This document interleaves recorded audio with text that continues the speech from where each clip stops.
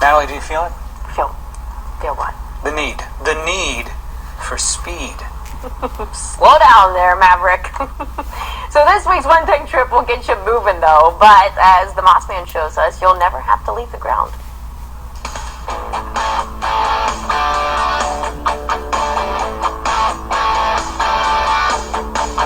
Get ready to go behind the scenes of a whole bunch of NASCAR champions. So you want to satisfy that need for speed?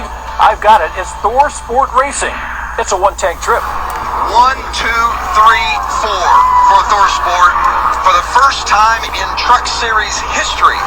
Gentlemen and ladies, start your engines. That's right. An hour west of Cleveland in Sandusky is the only NASCAR team located outside of North Carolina that competes full time. And trust me, they don't just compete, they set the standard.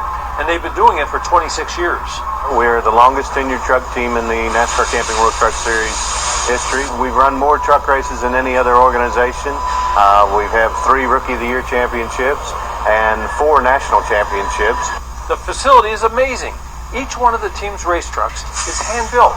I mean, the only parts that are not fabricated are the plastic nose and the 2 front fenders. Everything else is handmade by Thor Sport's extremely skilled engineers and craftsmen. We hang our own bodies, build our own chassis, paint the trucks, pretty much do every single thing in-house with the exception of the building of the engines. A typical week here is Monday when all of the transporters arrive back from the previous race weekend. We'll unload everything. We'll go through all the trucks. They go into what's called like post-inspection or post-race here. We'll clean all the trucks, disassemble them, look at all the parts, kind of see what needs to be fixed, kind of where everything is. Sometimes they need a little body work, sometimes they need a lot of body work. We'll take everything apart. It'll go through the different phases of the race shop where they'll maintain, replace, rebuild, and just work on getting it ready to go race at the next racetrack that it's going to compete at. This is really great. The simulator Thor's drivers use to practice every track in the NASCAR series is programmed within the software. So that means the drivers can practice without being at the actual track. Now with the simulator and all the programs that go along with it, these guys can take their pieces and parts that we've scanned here into a computer, take that, put it on the program, build the race car virtually and the setup, go to a virtual racetrack, race it on a simulator, and make changes that we can do in one day. We've got a beautiful facility that's open to the public. We do tours. You can do a lot of the different things that goes on in building a NASCAR race team. And the best part is, it's just a one-tank trip. David Moss, Fox 8 News. Thor Sports Sandusky is just exploding with cool stuff and all the, the Lake Erie shores and that rec center. They've got so much going on in Sandusky. So much activity. It's a great one-tank trip to get out there and do that and everything else that they have to offer there, too. And if you want more information, directions, anything you need to know about today's one-tank trip, you can go to our website, fox8.com. Now, let's talk about that forecast. And Melissa Mack, things are getting a little wet around here tomorrow. Yeah, we're going to get some serious sogginess going on here. But as of right now, we have a little less than 2 hours of daylight to enjoy. It really was a nice day. The filter side definitely had at least some sunshine. That's the best part. But the clouds are starting to fill in now. Still going to be dry, though, so still fun to get out there, do a quick maybe game of basketball before the sun goes down, before the rain rushes in overnight tonight. While you are sleeping, you wake up tomorrow, the rain will be falling heavily in some areas too. Current temperatures, winds are starting to pick up a bit from the east. 64 Burke, 62 at Hopkins, 59 in Port Clinton. And the wind velocity currently is around 5 to 15, but it's going to ramp up, become very gusty tonight through the day tomorrow. Those wind gusts will be 25 to 30 miles an hour tonight as well as tomorrow. And from an east-northeast orientation will create potentially some issues of lakeshore flooding. We'll watch out here. This is in effect through this evening all the way through Saturday morning. The worst of it should be tomorrow and tomorrow evening with an east-northeast wind. Again, there'll be gusts around 25, will be shoving up the water toward, of course, any real estate is close to the water, not good things. So that pool of clouds and also cool air and rain is cooling things down. So 47 in Kansas City, 54 Chicago. So we look zoomed into Northeast Ohio. Clouds starting to take over, not producing raindrops just yet. This huge mid-latitude cyclone. I mean, look at this huge thing, keeping things cool. The rain is falling and taking over from Mississippi basically all the way to points east, eventually going to overspread southern New England, including also some of those megalopolis cities.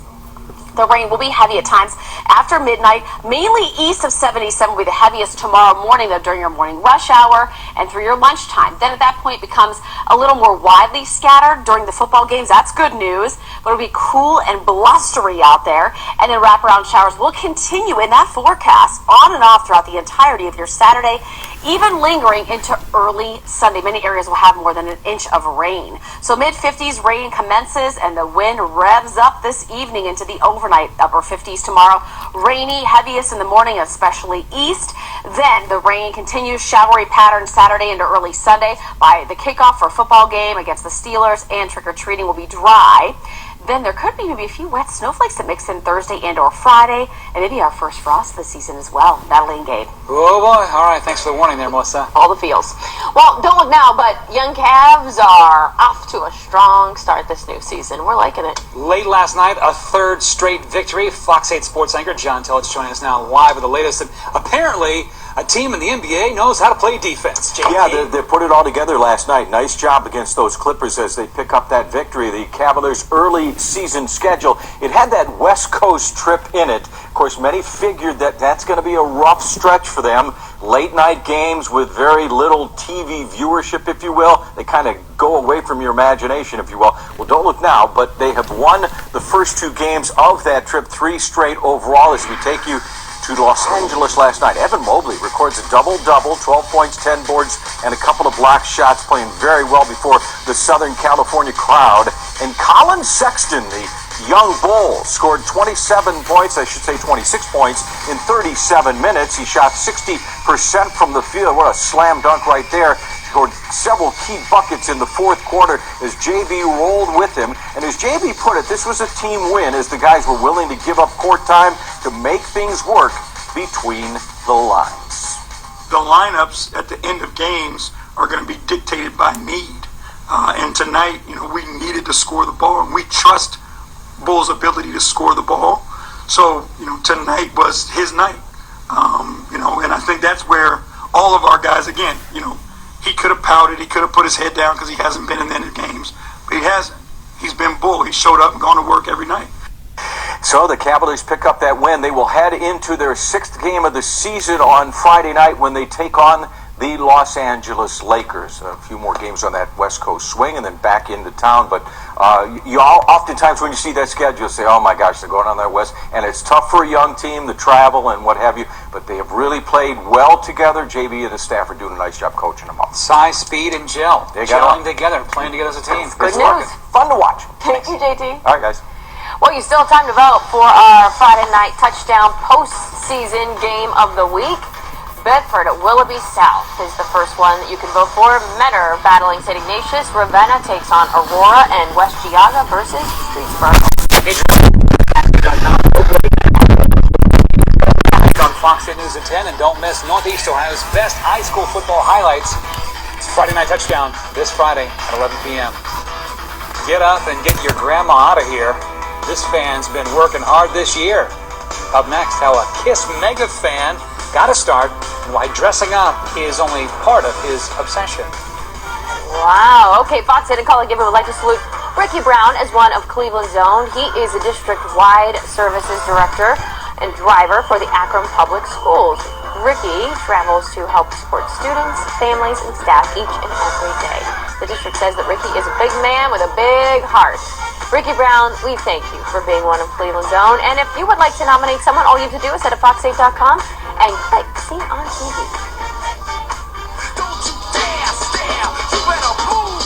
Don't ever compare me to the rest that are all get sliced and diced. Competition's paying the price. I'm gonna knock you out. Mama said knock you out. I'm gonna knock you out. Mama said knock you out. Hailing from Queens, New York, LL Cool J blazed trails for rappers and MCs that followed. His nearly 40-year career earned him one of this year's Musical Excellence Awards from the Rock and Roll Hall of Fame, with no signs of slowing down. And I'm just getting warm, just like Muhammad Ali.